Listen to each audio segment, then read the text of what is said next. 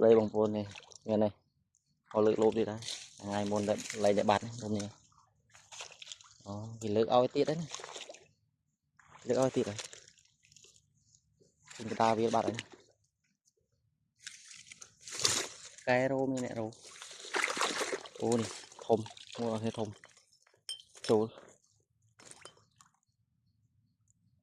này tại cái bên lư thì vô bộ tụ oi với nhà bạn em muốn không ở làm ăn tao thứ còn cái ắt khơi thì không sao nó vậy để bắt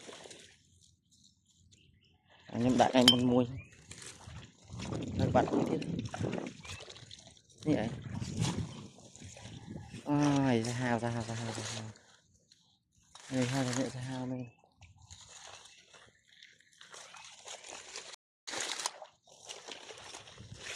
bắt là hôn hả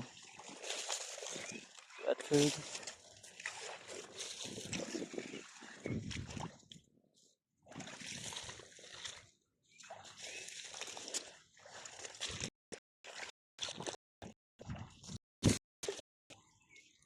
nhưng từ đó